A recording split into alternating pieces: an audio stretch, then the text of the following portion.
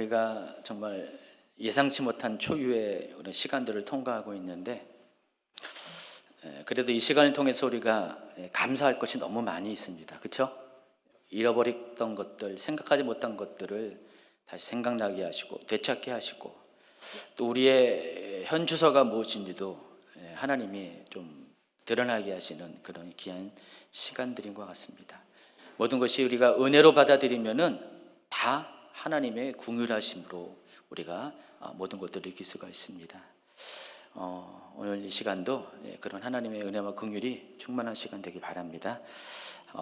오늘 말씀은 계시록 말씀입니다. 계시록 6장 1절부터 8절까지 말씀입니다. 계시록 6장 1절부터 8절까지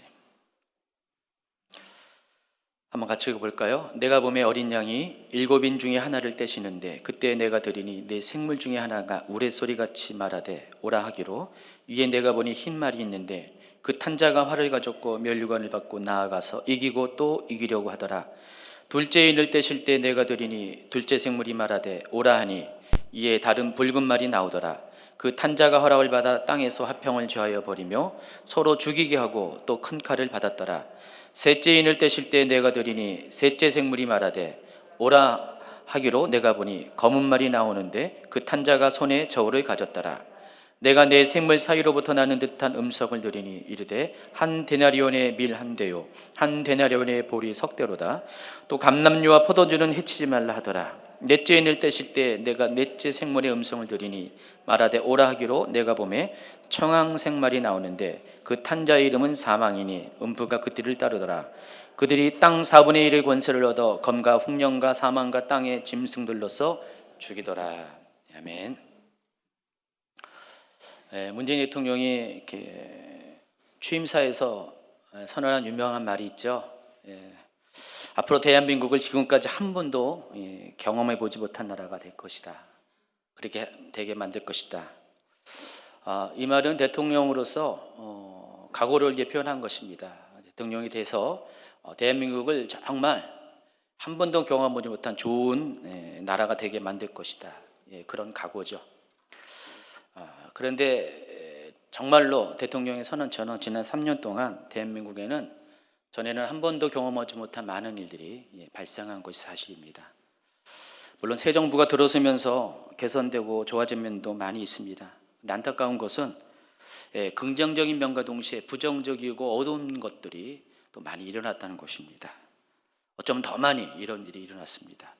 물론 위정자들이 나라가 잘못되어지길 원하는 건 절대 아니었을 것이고, 잘 되길 바라면서 많은 노력을 했지만은 결과적으로 대한민국은 여러 면에서 정말 대통령의 선언처럼 한 번도 경험하지 못한 어렵고 힘든 상황들이 많이 생기게 되었습니다. 제가 가장 안타까운 것은 국론이 이처럼 이렇게 분열된 역사를 제가 살아온 나날 동안 본 적이 없습니다. 지금 이 상태라면은 거의 치유가 불가능할 정도로 나라가 반쪽이 됐고요. 또 경제적으로도 심각한 위기 상황에 놓인 게 사실입니다. 엎친 데 덮친 격으로 최근 이 우한 코로나 사태, 저는 이제 코로나19를 안 부르려고요. 우한 코로나라고 부르려고요. 우한 코로나 사태로 인해 온 국민이 어렵고 힘든 시간을 통과하고 있습니다. 또 세계적인 이 팬데믹 현상 때문에 한국도 또 혼자서 독립적으로 생존할 수 없기 때문에 또 전 세계 영향을 동시에 받아서 이모저모로 한국이 너무나 어려운 시간대를 통과하고 있습니다. 저는 최근에 일어나고 있는 이와 같은 상황을 두 가지 관점에서 바라보고 있습니다. 첫 번째는 이 목회적인 관점이고, 두 번째는 종말론적인 관점입니다. 오늘 두 가지를 여러분에게 말씀드리고자 합니다. 먼저 이 목회적인 관점입니다. 말씀드린 것처럼 이 우한 코로나 사태는 한국사회는 물론이고 교회에 전에는 생각해 보지 못한 새로운 경험들을 해주고 있습니다. 자, 이번 일로 인해서 교회가 받은 가장 큰 충격이 뭐죠? 예배를 드리지 못하게 정부와 또 언론, 또 사회적인 압력을 받고 있다는 것입니다. 모이는 예배에 대해서 지금 다방면에 거쳐서 예배드리지 못하는 그런 사회적 요구에 직면해 있습니다. 사실 대한민국과 같은 민주주의 국가에서 이 예배 중단의 압력을 받는다는 것은 있을 수도 없는 일이고 있어서도 안 되는 일인데, 현실은 지금 그렇다는 것입니다. 많은 여론들이 또 정부나 또 지자체 이런 곳에 계신 분들이 예배 드리는 것이 잘못된 것이라고 말하고 있습니다. 반사회적인 행동이라고 말하고 있습니다. 그래서 국민들의 다수도 그렇게 동조하고 있고요. 심지어 교회 안에서도 교회가 모여서 예배 드리는 것에 대해서 부정적인 시각을 표현하는 분들도 적잖이 있습니다. 자, 이 또한 전에 한 번도 경험하지 못한 일입니다. 침 튀겼네요. 여기 아무도 안 계시죠? 저는 이제 정부에서 하는 일에 대해서 이해가 충분히 됩니다.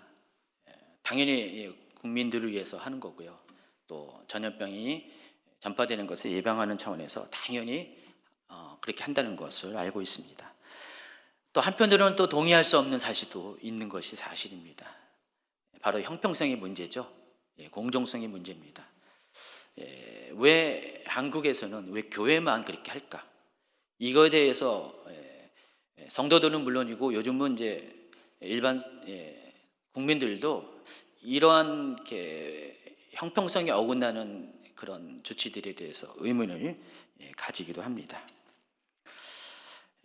그래서 이러한 것들은 교회의 특수성을 이렇게 모르고 무시하고 하는 정부의 처사이고, 또 어떤 면에서는 여론몰이에 의한 사회적 선동이 있는 것도 사실입니다. 저는 신천지에서 집단 감염이 일어날 때 어떤 분들은 하나님께서 이번 기회를 통해서 신천지를 드러나게 하시고 그들을 다루시는 하나님의 계획이 있다라고 말을 합니다. 저도 동의합니다. 근데 저는 그와 동시에 어떤 생각을 했냐면은 이걸로 끝나는 것이 아니다. 신천지가 지금 타겟이 되었지만은 시간이 지나면서 분명 교회도 동일하게 그런 어떤 죄송합니다. 표적이죠. 표적이 될 것이다라는 예측을 했었어요. 동시에 했었는데 실은 그 예측이 기후로 끝났으면 좋았을 텐데 사실이 되고 있는 것입니다. 그래서 제가 염려한 것이 바로 학습 효과였어요. 그러니까 신천지를 다루는 그 과정을 통해서 어쨌든 간에 이 정부와 언론 그리고 반기독교적인 사회 흐름들이 그것을 디딤돌 삼아서 언젠가는 교회도 그렇게 할 것이다 라는 예상을 했는데 지금 그렇게 돼가고 있다는 것입니다. 제가 솔직히 말하면은 지금 정부와 교회는 서로 공존하기가 매우 힘듭니다. 왜냐하면 가치관이 너무 달라요. 우리 교회는 어찌됐든 간에 성경적인 가치관이 있습니다. 신본주의적인 가치관이죠. 성경에서 말하고 하나님이 말하고자 하는 가치들을 지켜야 될 의무가 교회가 있습니다. 근데 지금 현재 정부는 그렇지 못한 게 사실이에요. 신본주의적인 것보다도 인본주의적인 그런 가치관에 의해서 정부의 모든 정책들이 실행되고 있기 때문에 어쩔 수 없이 교회와 이 지금 현재의 정부 간에는 평행선이 거릴 수밖에 없습니다. 협력이 참 쉽지가 않습니다. 그래서 정부 입장에서는 이 교회가 참 불편한 존재입니다. 왜냐하면 정부가 추진하고 하는 모든 것에 대해서 교회가 반대를 할 수밖에 없기 때문에 그렇습니다. 교회가 무슨 성도들이 정부에 대해서 일방적으로 반대하고자 하는 게 아니라 성경적인 가치관과 안 맞기 때문에 어쩔 수 없이 지킬 것은 지켜야 되기 때문에 그런 것이지, 이 정부 자체에 대해서 미워하는 건 아니잖아요. 정부의 정책들에 대해서 반대할 수밖에 없는 상황입니다. 그러다 보니까 우리 현 정부와 또 다수의 또 연관된 언론들이 교회에 대해서 불편한 시선을 보고 교회 또한 이것 때문에 많은 힘듦을 느끼고 있습니다. 그런데 이게 이번 코로나 사태를 통해서, 우한 코로나 사태를 통해서 수면 위로 본격적으로 드러나게 되었다는 것입니다. 그래서 지금은 요 며칠 동안은 괜찮았지만 불과 며칠 전까지만 해도 정부의 그런 유명한 위정자들, 지자체 장관, 단체장들, 그리고 다수의 진보적인 언론들이 교회에 대해서 자꾸만 부정적인 시선들을 쏟아냈어요. 그리고 그걸 그대로 이렇게 받아들이는 그 국민들의 일부는 교회에 대해서 똑같이 부정적인 시선을 가졌습니다. 그래서 신천지와 이 정통교회를 동일시하는 사람들도 많이 생겨나게 되었습니다. 그래서 어떤 분들은 이걸 프레임이라고 합니다. 어떤 틀을 만들어서 그 틀 속에 교회를 집어넣습니다. 신천지와 동격으로 교회를 집어넣어서 여론이 교회에 대해서 댓글을 보면은 굉장히 부정적으로, 교회가 뭐 예배를 드리면은 반사회적인 행동으로 신천지 취급을 당하기도 했다는 것입니다. 요즘 며칠 사이에 분위기가 좀 많이 바뀐 건 사실인데, 불과 일주일 전까지만 해도 교회가 굉장히 반사회적인 집단으로 매도되는 경향도 있었다는 것입니다. 그래서 교회가 지금 예배를 지키기 위한 이 한 가지 이유 때문에 아주 힘겨운 싸움을 하고 있습니다. 물론 교회도 어느 정도 반성해야 될 부분이 있습니다. 잘못하게 행동한 분들도 있는 건 사실입니다.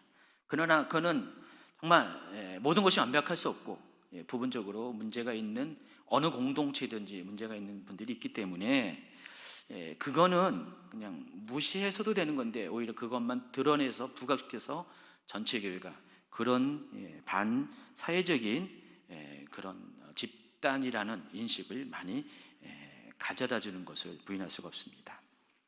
어쨌든 교회가 지금 세상 가운데 만만한 존재가 되었어요. 발에 밟히는 그런 소금 신세, 맛을 잃어버리는 소금 신세가 되어버렸다는 것입니다. 그러다 보니까 예배 드리는 것이 눈치를 봐요.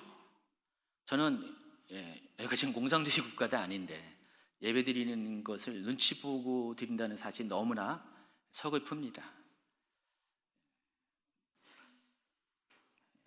그래서 이러한 세상이 오늘 제목처럼 전에는 한 번도 겪어보지 못한 세상이라는 것입니다.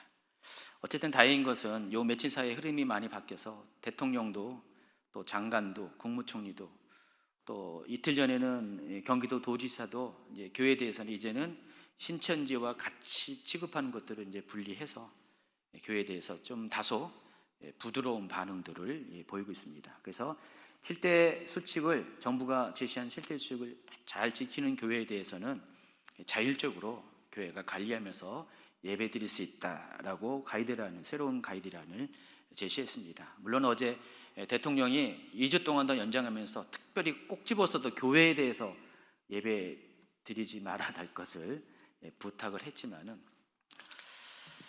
어쨌든 간에 상황들이 이렇게 흘러가고 있습니다. 이러한 상황 가운데 주인빛교회는 교회 이전을 하기 전까지는 어떻게 해서라도 모이는 예배를 중단하지 않으려고 애를 썼습니다. 지킬 것 철저히 지키면서 예방 조치하면서 모이는 예배를 중단하지 않으려고 최선을 다했습니다.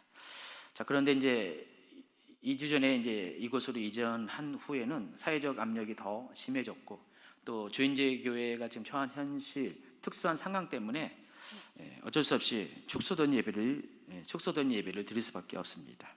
그래서 요즘은 제가 가장 이제 신경 쓰는 것이, 우리가 예배하는 것이 바깥에 소리가 나가는 것이 굉장히 염려스러워요. 지금 아직 방음 장치가, 여기 임시 예배처이기 때문에 방음 시설이 제대로 안 갖춰 있기 때문에 계속 보강하고 있어요. 그래서 이번 주까지만이라도 그냥 여러분이 오는 것에 대해서 저희가 좀 많이 막아서고 있습니다. 목회를 하면서 성도들에게 제발 예배드리지 오지 마세요라고 하는 일이 생긴다는 것은 전혀 생각해 보지 않고, 이것도 처음 겪는 일이라는 것입니다. 초유의 사태입니다. 어쨌든 대통령이 말한 한 번도 경험하지 못한 일들이 지금 너무 많아지고 있어요. 제가 우려하는 것은 이 코로나 사태가 앞으로 더 장기적으로 갈 경우입니다. 아마 한국 사회도 더 이상 지탱할 수 없는 한계 상황에 직면하게 되겠지만은 사람들의 힘든 상황에 완충제 역할을 하는 것이 바로 신앙이거든요. 종교거든요.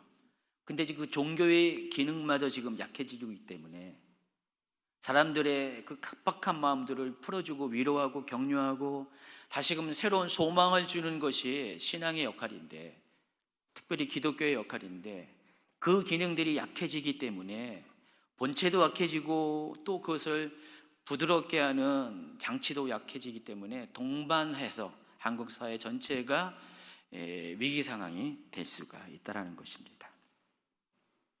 또 시간이 가면 갈수록 불신앙의 기조가 원심력으로 작용할 확률이 많이 큽니다.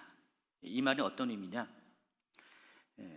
사람들이 지금 신앙 안에 들어오는 것이 구심력이라고 한다면은 신앙 밖으로 나가는 것이, 믿음 체계 밖으로 나가는 것이 원심력입니다. 지금 교회는 또 목사님들은 그 구심력을 자꾸만 올리기 위해서 애를 쓰죠. 예배를 자꾸만 독려하고 영적인 그런 어떤 생활들에 대해서 계속해서 코치하고, 근데 시간이 가면 갈수록 그 구심력은 약해지고요, 자꾸만 세상으로 나가고 불신앙으로 나가고자 하는 원심력들이 점점점 커지게 될 수밖에 없다는 것입니다. 그럼 어떻게 되냐? 교회 공동체에서 또 신앙의 울타리에서 외곽에 있는 사람들 있죠. 그런 사람부터 점점 그 강력해진 원심력에 의해서 튕겨나가게 될 것이라는 것입니다. 그래서 교회를 이탈하는 사람, 공동체를 이탈하는 사람, 내지는 신앙에서 아예 떠나버린 사람들이 생겨나게 될 것입니다. 이미 그런 현상들이 지금 일어나고 있는 것이 사실입니다. 그래서 앞으로 이 사태가 계속 지속되면은 어떠한 일이 있을 것이냐? 가나안 교회가 부흥하게 될 거예요. 안나가 교회. 가나안, 안나가. 이해하시겠어요? 새롭게 부흥하는 교회가 가나안 교회예요. 나는 교회 안 나가겠다고 하는 그런 사람들이 부흥하게 될 것이라는 것입니다. 어느 목사님과 통화하면서 들은 얘기인데, 목사님들이 이제 7시간 예배가 이제 이미 시작된 지가 빠른 교회는 2월 16일부터 시작했어요. 그렇죠? 거의 2달 다 돼가죠. 근데 시간이 지나면서 실시간 예배 드리는 참석률을 체크를 했는데 충격이래요. 어떤 교회는 성도가 20% 정도밖에 실시간 예배 참석 안 한대요. 이걸 어떻게 할 수 있냐? 대부분 이제 유튜브로 진행하는 교회가 많기 때문에 유튜브의 최대 접속자 수를 체크하면 바로 나옵니다. 저도 지난 한 주간 지난 주일부터 그걸 체크했어요. 체크했던데 우리 교회 같은 경우는 그나마 출석률이 높아요. 한 80-90% 이상 되는 것 같아요. 그리고 이제 뭐 겨우 한 주밖에 안 됐잖아요. 근데 이미 이제 오랜 시간 동안 한 달 이상 지속된 교회들 같은 경우 어떤 교회가 그렇게 말하는데 충격이었대요. 20% 정도 성도밖에 지금 실시간 예배, 그 시간 드려지는 예배에 동참하고 있다는 사실을 알고 충격을 먹었다라고 합니다. 지난주에 제가 설교하지 않기 때문에 예배 드리면서 실시간으로 그걸 모니터링을 일부러 했어요. 했더니 11시 한 54분, 지금 몇 시죠? 12시 넘었죠. 요 시간대에 최대 접속자 수가 한 50명 정도 된 것 같아요. 물론 여기에는 뭐 외부 성도들도 있을 것이고 또 한 가족이 한 번에 한 채널로 예배 드리는 분도 있을 것이고 또 어린아이들 같은 경우는 또 어른 예배에 자기 혼자서는 접속해서 보지 않거든요. 드물거든요. 그런 아이도 있겠지만은 대부분 그런 변수들을 다 고려해도 350명 정도면은 평소 우리 교회 전체 예배 출석자에 비하면은 상당히 좋은 성적이죠. 금요일도 제가 체크를 했어요. 금요일 날 체크했더니 금요일도 한 250명 정도가 최대 접속자가 되더라고요. 그러니까 우리 교회 현재 평소에 예배 출석사에 비하면은 이 정도 점수는 굉장히 좋은 거예요. 제가 예측컨대 한 8, 90% 정도는 실시간 예배에 참석하고 있다는 생각을 합니다. 근데 한 주잖아요, 한 주. 두 주, 세 주, 막 시간이 지나잖아요. 이거 당연히 떨어져요. 처음에는 이렇게 정신 차리고 예배를 드리다가 시간이 지나면은 뭐 좀 더 자고 있다가 나중에 해야지 등등 하면서 한 달, 두 달 지나면은요, 원래 정해진 시간에 모이는 그 예배에 대한 개념들이 점점 무너지게 될 겁니다. 이렇게 되면은 아주 치명적인 문제가 생깁니다. 교회의 생명은 코이노니아입니다. 코이노니아는 두 가지 측면의 코이노니아인데, 첫 번째는 수직적인 코이노니아입니다. 하나님과의 관계에 있어서의 그 코이노니아, 교제가, 친분이, 친밀감이 있어야 되는데 이게 약해지고요. 또 하나는 수평적인 코이노니아입니다. 성도들 간의 그런 교제, 친밀감이 약해집니다. 이 두 가지는 어느 하나는 괜찮고 어느 하나는 없어도 되는 그게 아니거든요. 동시에 수직과 수평의 코이노니아가 균형을 이뤄야지 교회가 건강한 교회가 되는데, 지금 현재 상황은 이것들을 지금 뿌리부터 흔들고 있는 상황이라는 것입니다. 성도들은요, 이 두 가지 코이노니아 안에서 안정감을 누립니다. 여러분, 하나님과의 관계만 친밀한 사람들은요,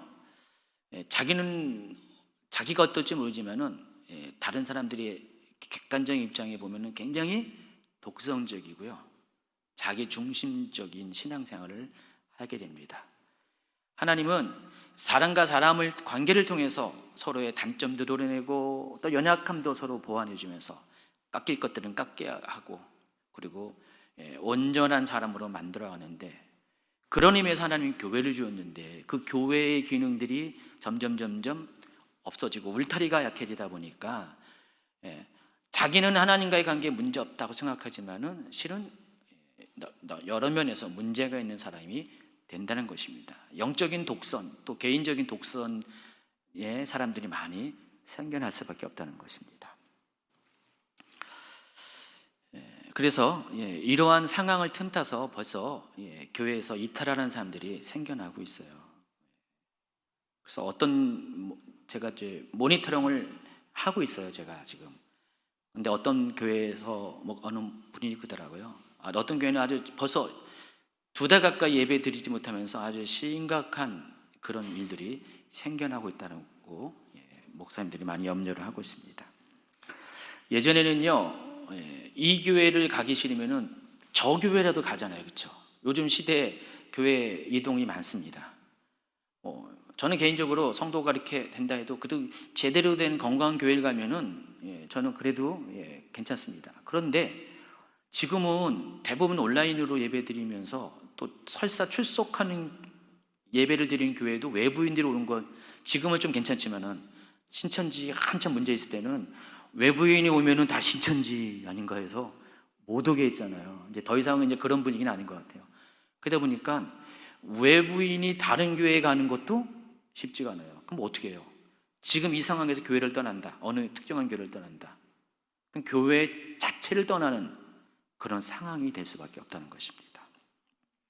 아마 시간이 좀 지나고 몇 달 이런 상황이 장기화되면은요, 아까 말씀드린 것처럼 가나안 교회는 부흥하고요, 인터넷 성도는 많아지고 어쩌면 아예 신앙에서 돌아서는 사람들도 많게 될 것입니다. 몇 달 지나고 다시 모이는 예배가 딱 재개되었을 때 없는 사람이 많아질 거예요. 같이 공동체 안에 있었던 사람 중에서 떠나버린 사람들이 많아지게 된다는 것입니다.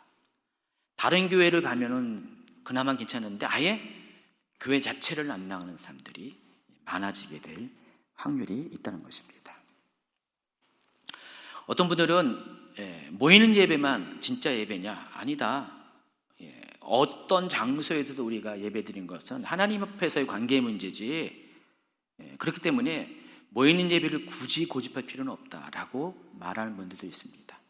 근데 여러분 자신에 대해서 이렇게 자신하십니까? 나는 그냥 교회 모임 없어도, 현장 예배가 없어도 나는 내 신앙을 잘 지킬 거야. 나는 내 영적인 그런 신앙의 밸런스를 잘 지켜나갈 수 있을 거야. 확신하십니까? 처음에는 확신하겠죠. 근데 아닙니다. 시간이 갈수록 영적인 밸런스가 무너질 수밖에 없다는 사실을 아셔야 됩니다. 이런 겁니다. 우리에게도요, 영적인 근육들이 있어요. 이 근육은 뭐죠? 계속 훈련을 통해서 이 근육들이 생성되고 유지되는 거잖아요. 주 근육이 있고 속 근육이 있잖아요. 이 근육들이 있어야지만 우리의 몸이 잘 지탱하고요, 또 면역력도 높아지고요, 건강해질 수가 있는데, 교회는 여러 면에서 여러 가지 어떤 통로를 통해서 여러분의 영적인 근육들을 계속해서 단련시키는, 이것이 바로 신앙훈련이죠. 그런 일들을 해오고 있었습니다. 근데 이게 지금 많은 것들이 중단되고 있다는 것입니다. 저만 해도 지금 주중에 제자훈련을 하잖아요.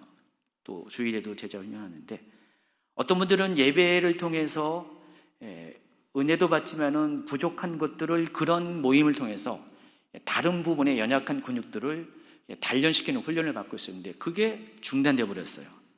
시간이 가면 가서 어떻게 해요? 그 부분의 근육들이, 영적인 근력들이 약해지게 되고요, 그것이 연속적으로 다른 것에도 영향을 끼치게 됩니다. 전체적으로 영적인 밸런스를 무너질 수밖에 없는 상황에 이르게 된다는 것입니다. 그래서 평소에는요, 아무리 힘들어도 꾸역꾸역 교회에 나가잖아요. 예배에 나가잖아요. 어느 순간 은혜를 받습니다.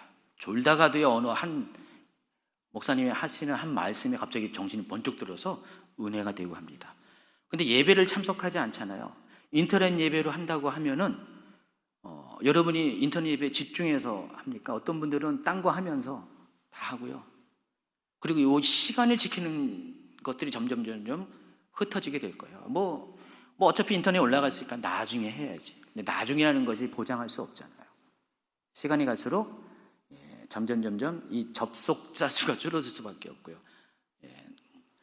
그러다 보면은 여러분, 이런 부분에 있어서의 여러분이 생각하지 못한 부분에서 조금씩 여러분의 이 영적인 근력들이 약해질 수밖에 없습니다. 또 셀 모임 등 소그룹 안에서 대면화해서 모이는 이 모임을 통해서 여러분이 많이 서로가 지탱이 되고, 또 서로를 건면하고 위로가 되는 그런 아주 소중한 공동체가 있는데, 카톡 안에서는 이게 제한될 수밖에 없어요. 그리고 전화 통화한다고 하는 거, 대면하는 것도 다르거든요. 그리고 같이 모여서 같이 기도를 해줘야지, 모여서 기도를 해줘야지 여러분 그걸 통해서 많이 살아나잖아요. 근데 지금 그것도 약해지고 있다는 것입니다. 또 실시간 예배 드리면서 사람들이 헌금 생활을 잃어버립니다. 아마 어떤 분들은 헌금, 그동안 평소에 헌금에 대해서 부담 갖고 있는 분들은 지금 실시간 예배 드리니까, 출석 예배 드리니까, 아무도 보지 않으니까 헌금 안 드린 거에 대해서 자유를 느끼는 사람도 한 조금 있을 것 같아요. 그 부담에서 자유를 느끼는 사람도 있을 것입니다. 근데 여러분이 영적인 원리를 안다면은 이거는 결코 좋은 게 아니에요. 영적인 원리 중에 하나는 신고 거두는 법칙이 있는데, 여러분이 하나님께 헌금을 드리고 재정을 드린다는 것은 하나님이 여러분에게 축복하는 통로들을 열어주는 것이에요. 씨를 뿌리는 것인데, 지금 씨 뿌리는 작업을 못하고 있어요. 거둘 수가 없다는 것입니다. 한번 여러분 시간이 지나면서 확인해 보세요. 이거는 틀림없는 사실입니다. 그리고 재정을 통해서 하나님과의 친밀감이 표현되는 건데, 여러분 이렇게 하나님을 사랑하는 사람은요, 재정과 비례해서 하나님의 표현을 하는데, 이것들이 지금 박탈되는 일들이 생겨나고 있습니다. 이 모든 것들이 여러분의 신앙을 든든히 서게 해주는 영적인 근육들인데, 이것들이 지금 약해지고 있고요, 결국은 영적 체력이 고갈되는 그런 문제들이 필연적으로 발생할 수밖에 없다는 것입니다. 무엇보다도 제일 큰 문제가 뭐냐? 다음 세대들이에요. 여러분이 그 생각을 해본지는 모르겠지만 아마 우리 교육 파트 담당하는 전도사님들은 그걸 심각하게 느낄 것입니다. 여러분은 그래도 어른들이기 때문에 여러분의 노력을 가지고 애씀을 가지고 실시간 예배라도 최선을 다해서 나올 것입니다. 근데 다음 세대는 그렇지가 않다는 것입니다. 이 시간이 오래되면 다음 세대는 없습니다. 정말로 그런 날이 생길 수가 있다는 것입니다. 여러분 자녀들 지금 이 시간에 뭐 할까요? 평소에는 여러분 마음대로 깨워가지고 교회 가자, 잠자는 애 그냥 끌고 나와가지고 차에 태워가지고 오다가 정신 번쩍 들어가서 예배 들어가고 거기서 애들이 다시 정신이 살아나가지고 또 거기서 열심히 활동하다가 교회 가잖아요. 지금 어떻게 해요? 아이들 열심히 주무시고 있을 거예요. 지금 이 시간도 정말이에요. 정말로 애들 자고 있을 것입니다. 기침 함부로 하면 큰일 납니다. 물론 마스크 쓰고 있지만 애들 지금 자고 있을 거예요. 애들은 너무 행복한 시간이에요. 본격적으로 이제 편안한 안식일을 누리고 있습니다. 오후 늦게 일어날 거예요, 아이들이. 엄마 뭐 나중에 이렇게 인터넷으로 보면 돼.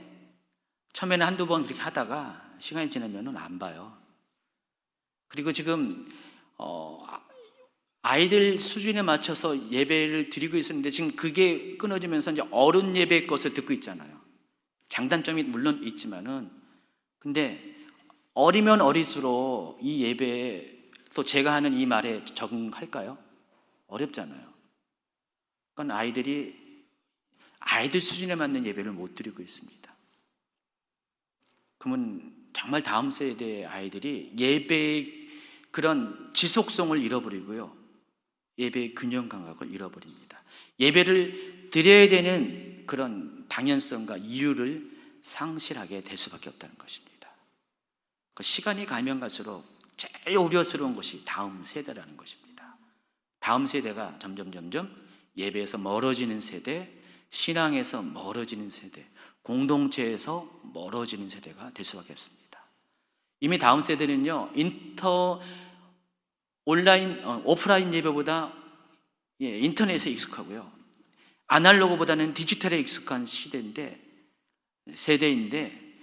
이제는 자기들의 익숙한 것으로 점점 특화되면서 그 친구들이 오프라인 예배에 대해서 필요성을 점점 못 느끼고 학습 효과가 돼요. 그때도 그랬는데 굳이 교회를 가야 되냐. 그래서 신앙을 잃어버린 아이들이 많아질 것. 이게 저한테는 가장 큰 이 지금의 상황 가운데 갖는 염려라는 것입니다. 어쨌든 이 시간들이 다 통과하고 나면은 교회는 성도들은 두 종류의 사람으로 재편될 거예요. 이 고난의 시기를 통해서, 어려운 시기를 통해서 점점 빛나는 보석과 같이 정결해진 그런 사람이 생길 것이고, 또 한편으로는 그나마 달랑 붙잡고 있었던 최소한의 신앙마저 잃어버리는 사람들이 생겨나게 될 것입니다. 여러분, 이 부분에 대해서 경각심을 가져야 돼요.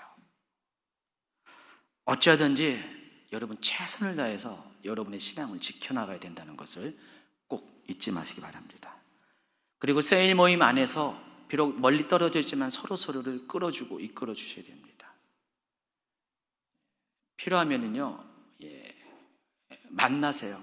몇 명이라도 만나서, 물론 마스크 쓰고 만나고요, 그 안에서 지속적인 교류를 가지셔야 된다는 것입니다. 어떤 교회는 GOOM이라고 줌이라는 화상 채팅 프로그램으로 이렇게 셀끼리 화상 채팅을 하고 있다고 합니다. 지금 호주에 있는 우리 주교 목사님도 거기 그 YM 베이스가 폐쇄돼 가지고 집 밖에도 못 나가 가지고 그렇게 그걸로 스태프들끼리 하고 있다고 합니다. 어떤 방법을 계속해서 만들어서 여러분이 코이니아를 유지할 수 있도록 애쓰셔야 한다는 것입니다. 안간힘을 쓰셔야 돼요.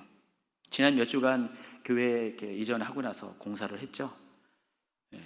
저는 이제 참 재미있는 현상이 공사하시면서 성도 남자 집사님들, 여자 집사님들 많이 나오셔서 일을 하셨는데 평균적으로 한 20-30명씩 오셔서 매일같이 각각 역할을 맡아서 일을 하셨어요. 근데 제가 보니까 이분들이 몇 주간에 정말 많이 성장했어요. 특별히 이번 이렇게 공사하면서 이렇게 아직 이렇게 교회에 대해서 낯선 이렇게 새가족도 몇 분 계셨는데 이분들이 제가 지나면서 무슨 생각을 했냐면은 가을에는 이분들 집사 임명해야 되겠다. 무슨 말인지 아세요? 정말 이렇게 달라지셨어요. 정말 그 사이에 몇 주간에 부쩍 성장을 했고요. 정말 교회 안에 들어오시고요. 헌신하는 분으로 바뀌시고요. 또 믿음의 사람으로. 그리고 같이 일하는 분들끼리 얼마나 친해졌는지. 원래 교회는 그러는 거거든요. 근데 지금 그런 것들이 지금 사슬들이 그런 어떤 연결점들이 끊어지다 보니까 그런 좋은 긍정적인 것들이 많이 없어졌다는 것입니다. 그나마 이분들이 이렇게 하면서 가능성을 더 많이 보게 되었습니다. 여러분 두 가지 것 중에서 어떤 것을 선택하겠습니까? 이 상황 가운데 그냥 순응해서 그냥 이 상황이 그냥 여러분에게 말하는 대로 그냥 그대로 그냥 따라갈 것입니까? 아니면 그럼에도 불구하고 정말 비둘기처럼 순결하고 뱀처럼 지혜롭게 더욱더 하나님 안으로 들어갈 수 있는 애씀을 여러분 보여주실 것입니까? 아마 나중에 결과가 여러분의 선택이 어땠던 것들을 분명히 나타내 보여줄 것입니다. 바라기는 여러분 모두 후자가 되길 바라고요. 이럴 때일수록 도가니에 7번 단련된 정금처럼 여러분이 정결하게 하나님 앞에 서기를 예수님을 축원합니다. 두 번째는 종말론적인 관점입니다. 오늘 본문과 관련돼서 오늘 말하고자 하는 핵심인데, 저는 이번 우한 코로나19가 이 전례 없는 전세적인 감염 현상, 이거를 전문용어로 팬데믹이라는 단어를 사용합니다. 이 팬데믹으로 확대되는 것을 보면서 어쩌면 이것이 또 다른 차원의 학습 효과라는 것을 하나님 우리에게 허락하신, 섭리 가운데 허락하신 학습 효과라는 생각도 해봤습니다. 마지막 때를 준비하는 성도를 위해서 마지막 때가 이럴 것이라는 샘플로 하나님께서 우리에게 허락하셨다는 생각도 해봤습니다. 왜냐하면 이 성경에는요, 특히 마지막 때를 대한 시나리오를 정확하게 시간 순서적으로 기록된 이 계시록에는요, 이 같은 상황을 분명히 명시하고 있기 때문에 그렇습니다. 오늘 읽어드린 계시록 6장이 7인의 재앙, 특별히 7인의 재앙 중에서 6번째 인까지의 앞으로 일어날, 마지막 때에 일어날 일들이 기록이 되어 있습니다. 자, 근데 이 7인의 재앙을 바라보는 가장 보편적이고 안정적인 해석은 어떤 거냐? 이 7인의 재앙의 성격이 이제 마지막 때가 도래했다는 것을 알리는 징조라는 것입니다. 여러분, 징조, 사인이라는 것인데, 이 징조의 의미를 국어사전에서 이렇게 찾아보면은 어떤 일이 생길 기미라는 것입니다. 어떤 일이 생기면은 어떤 일이 생길 것이라는 어떤 사인이, 징조, 기미가 보이잖아요. 그 일이 있은 다음에 무슨 일이 생깁니다. 그래서 7인의 재앙은 앞으로 마지막 때 심판이 있을 것이라는, 곧 있을 것이라는 그 시작을 알리는 사인, 징조라는 것입니다. 하나님께서는요, 본격적인 심판이 있기 전, 그것은 7 대접 심판이라고 하죠. 7 대접 심판이 있기 전에 첫 번째로 7인의 그 재앙을 통해서 징조를 보여줄 것이고요. 그 다음에 연속적으로 일어나는 7 나팔 재앙을 통해서 이제 곧 마지막 심판이 임할 것이라는 경고를 보여줄 것입니다. 그래서 여러분, 마지막 7번째 나팔이 울린 다음에 성도들은 휴거할 것이고, 동시에 조금 있다가 7 대저 심판이 곧바로 시작된다는 것입니다. 그래서 우리가 이 7인의 재앙을 보면서 이제 마지막 때가 이제 임박했다라는 그런 사인으로 여러분이 받을 수가 있다는 것입니다. 그런데 우리 7인의 재앙을 보면은 그 자체만을 보면은 재난입니다. 불행한 일입니다. 그런데 우리가 역으로 생각하면은 하나님께서 그것을 허락하시고 그 재난 가운데 성도들이 동참하는 것을 허락한 것을 보면은 또 다른 하나님의 은혜라는 것을 알 수가 있습니다. 왜냐하면은 하나님은 그걸 통해서 그동안 잠자고 있는 영혼을 깨우시기 때문에 그렇습니다. 나는 이제 믿는 자라고, 나는 구원받은 성도라고 스스로 자만했던 사람들이 이 7인의 재앙을 통해서, 이 급격히 일어나는 이 사회적인 변화를 통해서 번쩍 눈이 띄게 되는 것입니다. 지금 잠잘 때가 아니다 라고 하면서, 왜냐하면 이것이 자기도 겪는 고난이기 때문에 그런 일이 앞으로 생기게 될 것이라는 것입니다. 그래서 제가 7인의 재앙 중에서 오늘 본문에 소개한 4가지의 것을 소개를 하고 결론적으로 가도록 하겠습니다. 자, 오늘 본문에 보니까 1절, 2절에 첫 번째 인의 재앙이 소개됩니다. 이렇게 소개합니다. 내가 보매 어린 양이 7인 중에 하나를 떼시는데 그때 내가 들으니 내 생물 중에 하나가 우레소리같이 말하되 오라 하기로, 이에 내가 보니 흰말이 있는데 그 탄 자가 활을 가졌고 면류관을 받고 나아가서 이기고 또 이기려고 하더라. 여기서 주목해야 될 것은 흰말이 아니라 흰말을 탄 사람입니다. 7인의 재앙의 특징이 있습니다. 앞에 네 가지는 말들이 등장해요. 흰말, 빨간 말, 검정색 말, 또 청황색 말, 4종류의 색깔의 말들이 등장하면서 이 말들이 등장할 때마다 서로 다른 재난들이 일어나게 된다는 것입니다. 그런데 그 첫 번째 흰말이 등장하면은 어떤 일이 생기냐?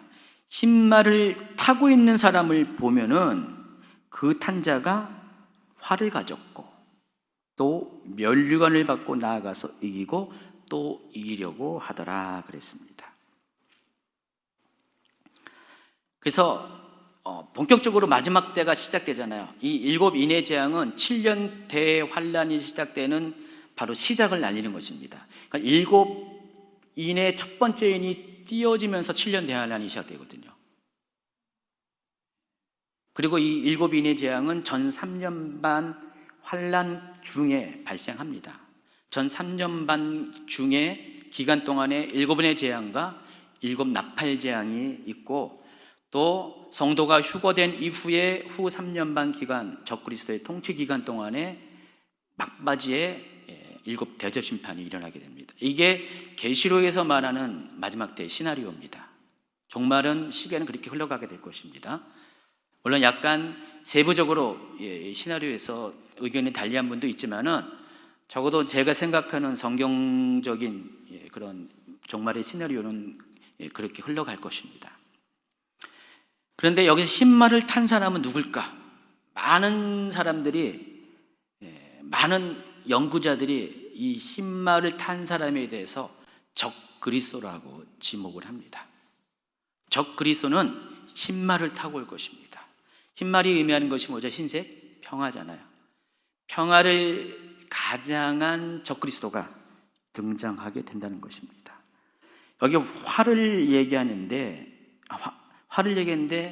이 활의 특징은 화살이 없는 활이에요. 그러나 활 자체는 전쟁 무기잖아요. 근데 화살이 없는 활을 가지고 옵니다. 마치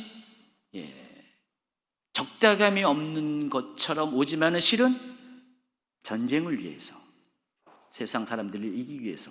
여기 보니까 면류관을 맞고 승리자의 왕관이죠. 그걸 갖고 이기고 또 이기려고 한다. 그래서 적그리스도는 3년 반의 통치 기간 중에서 그 시작되는 그 첫 번째 시기에 등장하게 될 것이고요. 말은 평화주의자지만은 세상을 지배하고 통치하는 세계 통치자로서 등장하게 된다는 것입니다. 자, 이렇게 흰말이 등장하고 적그리스도가 등장하면은 마지막 때가 본격적으로 시작이 됩니다.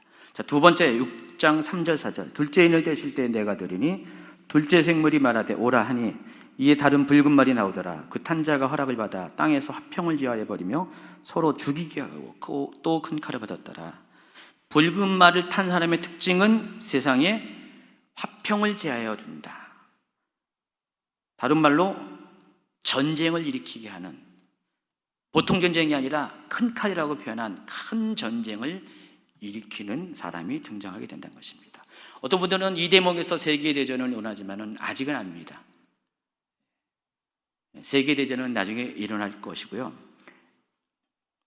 이 시기가 되면은 적그리스도가 등장하고, 흰말을 타고 적그리스도가 등장하고, 어느 정도의 시기가 되면은 그때부터 전쟁이 일어나서, 이제는 처음에는 평화주의자의 모습으로 적그리스도가 등장하지만은 이제 점점 세상을 정복해가는 그런 일이 생깁니다. 마태복음 24장 7절 8절 한번 읽어볼까요? 시작. 민족이 민족을, 나라가 나라를 대적하여 일어나겠고 곳곳에 기근과 지진이 있으리니 이 모든 것은 재난의 시작이니라.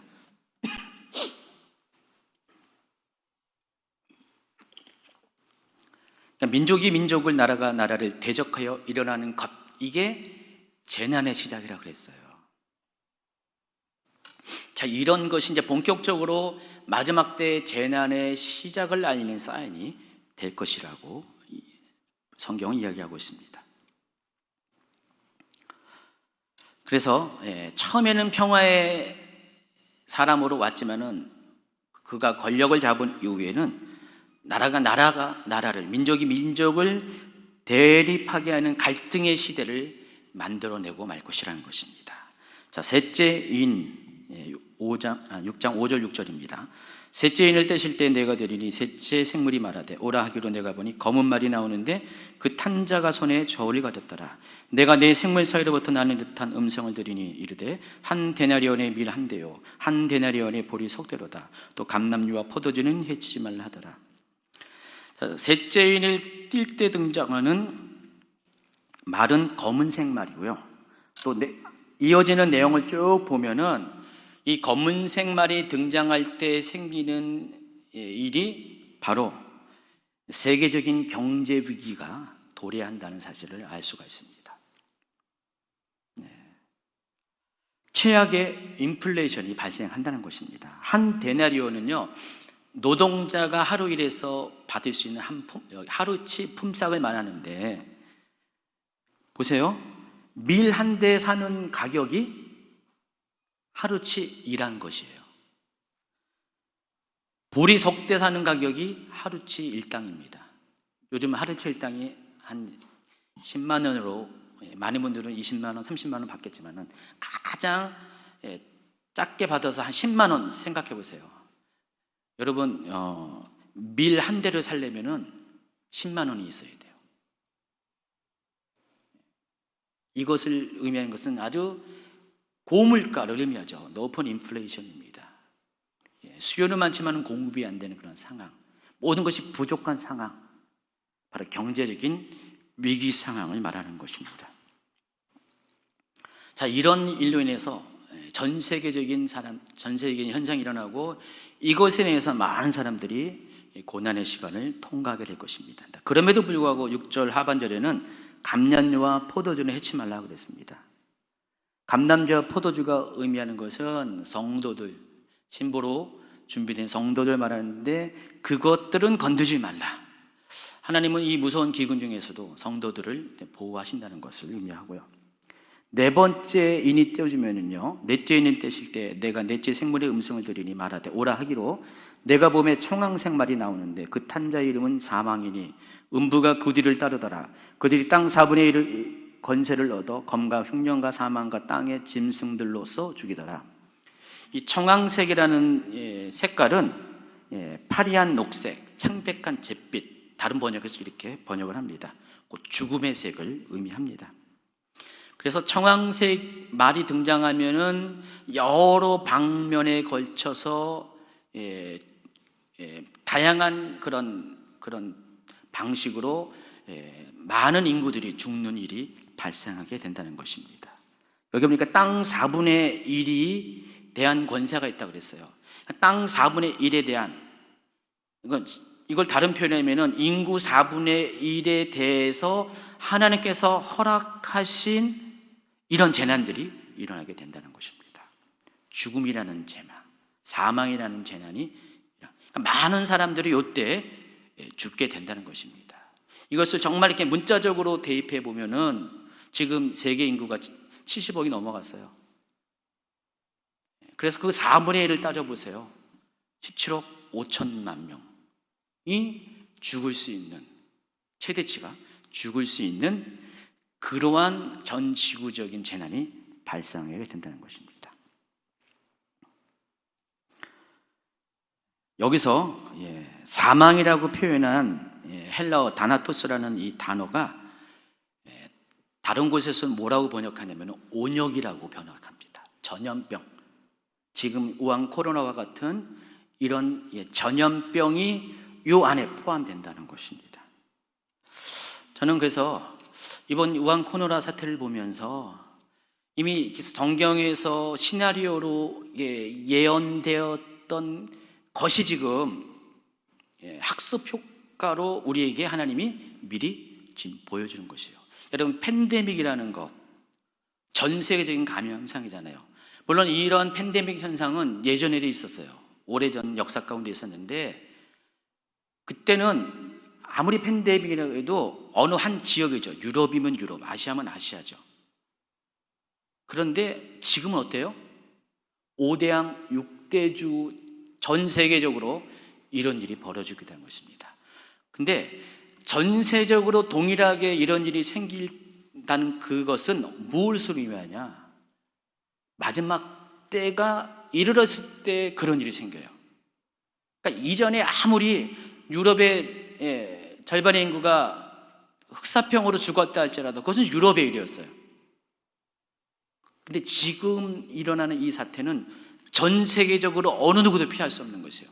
여러분, 마지막 때의 종말은 어느 한 지역의 종말이 아니라 전 세계적인 종말이거든요. 전 우주적인 종말인데, 앞으로 마지막 때가 되면 전 세계적으로 그런 일이 일어나게 된다는 것입니다. 그 일로 인해서 많은 사람들이 죽게 된다는 것인데, 근데 그것을 예측할 수 있는, 그것을 배울 수 있는 그런 일이 지금 바로 이 시간대에 일어나고 있다는 사실을 아시기 바랍니다. 여러분, 이와 같은 이 우한 코로나와 같이 전세적인 팬데믹 현상으로 일어나는 질병을 보았습니까? 처음이에요. 옛날에 흑사병은 한 지역이었어요. 유럽이면 유럽이었지. 근데 지금은 이런 일은 최초예요. 한 번도 경험하지 못한 일이 실제로 일어나고 있다는 것입니다. 다들 당황스러웠잖아요. 어떻게 전 세계적으로 이렇게 퍼질 수가 있을까? 하나님이 이것을 허락했다는 것입니다. 왜 허락했어요? 이것을 통해서 잠자는 여러분의 영혼을 깨우시기 위한 하나님의 궁율이 있다는 것입니다. 우리가 이것을 재난이라는 측면에서 보면은 하나님의 행하신 것에서 이해할 수가 없어요. 어떤 분들은 이렇게 얘기합니다.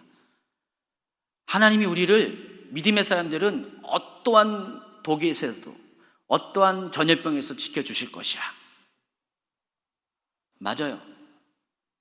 큰 틀에서 보면은 그게 맞습니다. 그러나 때로는 하나님이 믿는 자들도 그 상황 가운데 밀어넣을 때가 있어요. 허락하실 때가 있습니다. 적어도 7인의 재앙은 그런 시간대라는 것입니다. 그리고 아직 7인의 재앙은 아직 도래한 것도 아니에요. 하나님 지금 보여주는 것은 앞으로 이런 7인의 재앙이 있을 것이라는 7인의 재앙이 7 심판 재앙의 징조인 것처럼 지금 것도 7인의 재앙이 일어날 것에 대한 징조입니다. 징조의 징조라는 뜻입니다. 그래서 우리에게 지금 보여주고 있는 거예요. 앞으로 마지막 때 되면은 이런 일이 있을 것이다. 미리 알게 해주는 거예요. 경험하게 하는 거예요. 여러분에게 정신 차리게 한다는 것입니다. 그때 어떻게 해야 되겠습니까? 이것을 통해서 7인의 재앙을 통해서 우리가 회개할 것이에요. 다시금 하나님께 나아오게 할 것인데 미리부터 하나님은 지금 우리에게 그것을 보여주고 있는 것이요. 바로 이때 우리가 회개를 외쳐야 되고요. 다시 하나님께로 돌아가야 되고요. 우리의 삶을 다시 하나님께 재정립하는 일들을 해야만 한다는 것입니다.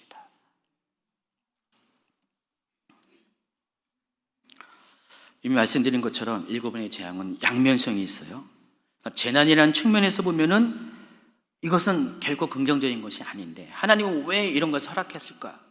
하나님에 대해서 이해할 수 없는 것인데, 근데 이 또 다른 측면에서 보면은 우리를 향하신 하나님의 깊은 사랑, 긍휼과 자비가 이 안에 숨겨져 있다는 것을 아시기 바랍니다.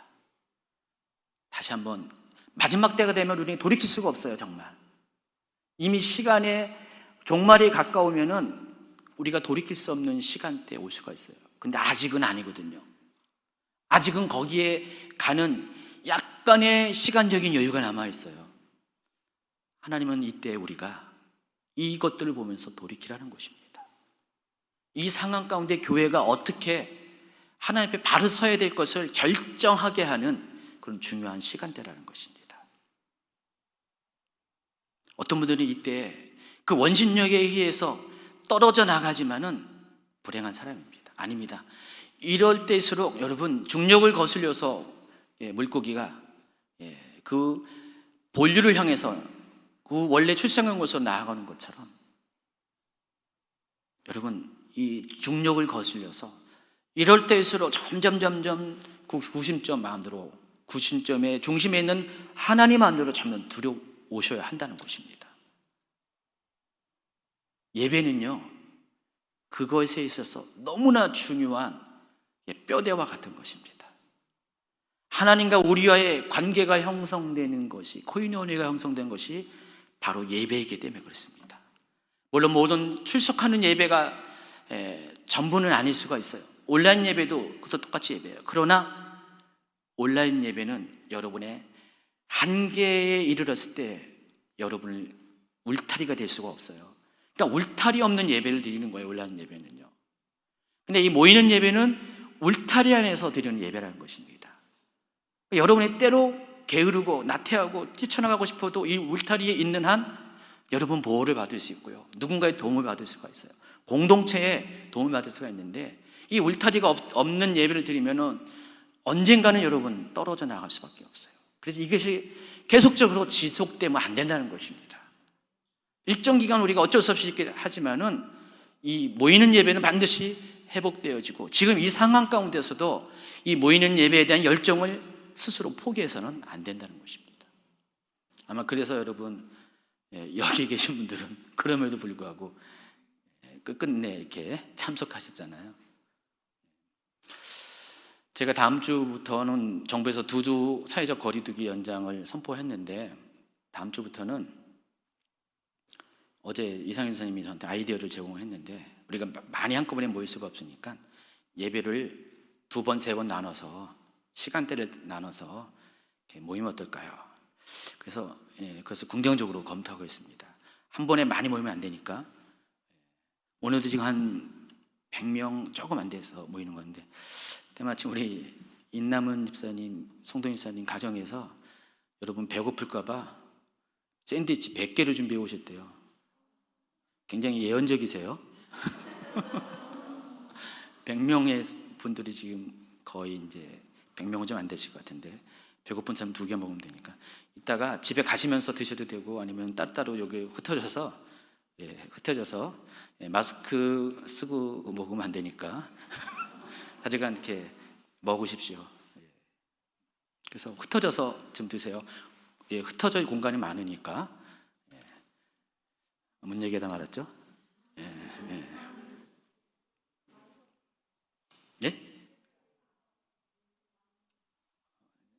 마스크 쓰셔가지고 못 알아듣겠어요. 제가 자주 가는 이제 생각나는 대로 하겠습니다. 어디까지 했는지 모르지만 하나님이 우리 세대에 이런 일을 허락했다는 것들이 어쩌면 여러분이 감사로 받아들여야 될 것 같아요. 더 이상 내가 정신 못 차리는 내가 아니라 이제 정신 차릴 수 있도록 하나님이 여러분에게 그냥 눈이 번쩍 뜨는 이 사건을 허락하셨잖아요. 자, 이것을 통해서 여러분이 점점 하나님 안으로 깨어서 들어가야 된다는 것입니다. 절대로 여기서 이 강한 원심력에 의해서 바깥으로 튀어나가는 사람이 있어서는 안 돼요. 우리 교회에서도 보니까 이미 몇 분은 그렇게 튀어나갔어요. 이미. 다른 교회는 오죽하겠어요? 더 심할 거예요. 너무나 안타깝고, 그래서 앞으로는 좀 더 다양하게 성도들을 코이노니아를 유지시킬 수 있는 새로운 방법들을 이제는 찾아내야 될 때가 된 것 같기도 합니다. 아까 예배 나눠서 한다고 그랬죠. 그것도 하나의 방편이고요. 그렇게 해야 될 것 같습니다. 여러분이 두려워하지 말 것은요, 이 상황 가운데 성경은 말합니다. 이 마지막 때에 일어난 모든 것들은 성경이 말씀하신 그대로, 예언되어진 그대로 순서대로 찾아온다는 것입니다. 그래서 여러분이 이런 일이 생기면 어떻게 해요? 그 다음에 이런 일이 생길 것이다, 예측이 가능하잖아요. 그리고 결론은 뭐죠? 이 세상이 심판되고 하나님 나라가 찾아올 것이다. 여러분, 계시록은 두려움의 메시지가 아닙니다. 계시록의 엔딩은요, 해피엔딩이에요. 계시록의 끝은 21장, 22장은 새하늘과 새 땅이 도래하고 그곳에서 영원한 에버라스팅 천국에서 하나님과 영존하는 것이 계시록의 엔딩 스토리예요. 계시록은 두려움의 책이 아니라는 것입니다. 그러나 그것을 위해서 그 과정 가운데 악인들을 심판하기 위해서 어쩔 수 없이 하나님은 재앙들을 허락할 수밖에 없다는 것입니다. 그리고 그 재난 가운데, 적어도 7인의 재난 가운데 여러분은 함께 공존할 수밖에 없다는 사실을 아시기 바랍니다. 자, 그런데 7장으로 넘어가면은 마지막 7번째 인이 떼어지는 사건이 벌어집니다. 근데 여기 보면은 하나님께서 7인의 재앙이 7번째 인이 떼어지기 직전에 어떤 일을 행하시냐면은 7장 1절부터 한번 읽어볼까요? 이 일 후에 내가 내 천사가 땅 네 모퉁이에 선 것을 보니 땅의 사방의 바람을 붙잡아 바람으로 하여금 땅이나 바다이나 각종 나무에 불지 못하게 하더라. 또 봄에 다른 천사가 살아계신 하나님의 일을 가지고 해 돋는 데로부터 올라와서 땅과 바다를 해롭게 할 권세를 받은 내 천사를 향하여 큰 소리를 외쳐 이르되 우리가 우리 하나님의 종들이 이마에 인치기까지 땅이나 바다나 나무들을 해하지 말라 하더라. 내가 인침을 받은 자의 수를 두르니 이스라엘 자손의 각 지파 중에서 인침을 받은 자들이 14만 4천이니 4절은 제가 언급하지 않겠습니다. 특별히 3절을 보면은 하나님께서 이제 본격적인 7 나팔 재앙이 시작되기 전에 하나님의 종들의 이마에 인을 친다고 그랬어요. 자, 이 인은 직접적으로 도장을 의미합니다. 도장을 의미하는데 인으로 번역한 헬라어 단어가 있어요. 스프라기다라는 단어가 있는데 이것은 뭐 노예나 또 소유물에 대해서 소유권이나 보증을 나타낼 때 아니면 어떤 문서에 확인을 하기 때 자기의 인장을 찍는 거예요. 이렇게 옛날 로마 시대 때 인장을 찍죠. 그래서 이거예요. 넌 내 거야 라는 의미입니다. 그래서 인을 친다는 것은 하나님의 인이라는 것은 하나님의 사람들에게 하나님이 뭐라고 해요? 도장을 찍어놓고 이 사람은 내 거야. 그러니까 건들지 마. 지금 이 상황 앞에 보면은 이제 심판을 위해서 준비한 천사들이 대기하고 있는데 그 천사들에게 명해서 내가 사랑하는 성도들에게 이 사람들이 내 거라는 표식을 하기 전까지는 아직 아무 일도 하지 마. 잠깐 멈춰. 그리고 도장을 다 찍은 다음에 그때서 마지막 인이 떼어지면서 7 나팔 재앙이 시작됐거든요. 그렇게 행하시겠다는 것입니다. 그래서 여러분이 인이라는 단어, 스프라기다라는 단어가 신약성경에서 두 군데에서 이렇게 사용했습니다. 에베소서 1장 13절 그 안에서 너희도 진리의 말씀 곧 너희의 구원의 복음을 듣고 그 안에서 또한 믿어 약속의 성령으로 인치심을 받았으니 고린도서 1장 22절 그가 또한 우리에게 인치시고 보증으로 우리 마음에 성령을 주셨느니라. 여기서 말하는 것이 바로 그 동일한 단어라는 것입니다. 여러분 이 그림에서 보면은요, 출애굽기 12장에 보면은 하나님께서 유월절 날, 이제 곧 유월절이 다가오는데 이 유월절 날, 이번 주 안에 유월절이 있습니다. 유월절 날 하나님께서 애굽의 마지막 10번째 재앙을 내릴 때 택한 이스라엘 백성들에게는 어떻게 했어요? 문설주와 임방에 어린 양의 피를 바름으로써 죽음의 사자가 여기를 패스오버, 유월하게 넘어가게 하셨죠. 마찬가지로 이 계시록 7장에 하나님의 인을 친다는 것은 그거예요. 심판받을 자와 심판받아서는 안 되는 자들을 하나님이 구별시키는 게 인치신 것입니다. 그러니까 천사들로 하여금 헷갈리지 않도록 하나님의 인친 사람들은 절대로 건들지 마. 그 작업을 하신다는 것입니다. 에스겔 9장에서도요 이 이야기가 등장하는데 에스겔 9장 4절부터 읽어주면요, 여호와께서 이르시되 너는 예루살렘 성읍 중에 순행하여 그 가운데 생하는 모든 가증한 일로 말미암아 탄식하며 우는 자의 이마에 표를 그리라 그랬고요. 그 6절에 보면은 늙은 자와 젊은 자와 처녀와 어린 나와 여자를 다 죽이되 이마에 표 있는 자에게는 가까이 하지 말라. 그러니까 하나님의 심판 중에서 하나님은 이마에 표를 받은 사람, 넌 내 거야라고 하나님의 도장을 찍은 사람은 건드리지 못하게 안전장치를 해주신다는 것입니다. 그러나 그것은 7번째 인이 떼어지기 전이고요, 6번째 인까지는 실제적으로는 재난이 벌어졌습니다. 인구 4분의 1이 어쩌면 죽임을 당하는 그런 사상 초유의 한 번도 경험하지 못한 일들이 생겨나게 될 겁니다. 그 기간 동안은 어떻게 해요? 성도들도 고난에 동참한다는 것 잊지 마시기 바랍니다. 앞으로 되어질 일이 그랬어요.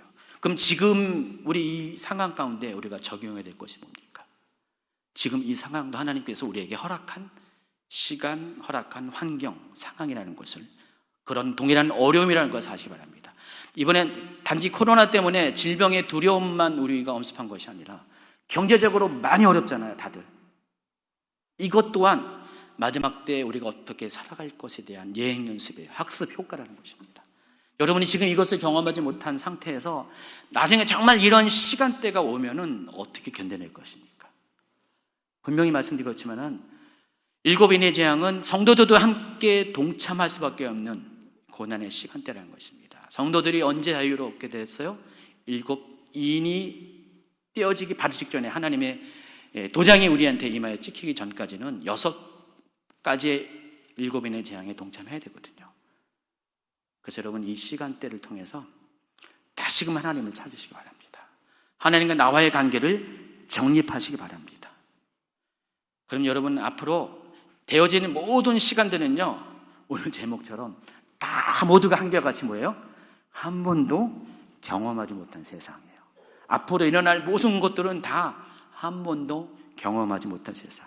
근데 이것을 부정적으로 생각하지 마시고요, 구원의 측면에서 보면은 여러분 마지막 구원을 받을 때 정말 이렇게 마지막 나팔 소리에 공중에서 강림하시는 그리스도를 맞이하러 휴거의 영광을 참여할 때 이것도 또한 한 번도 경험하지 못한 영광이 될 것입니다. 여러분 그 영광에 참여하는 저와 여러분 되기를 예수님 축원합니다.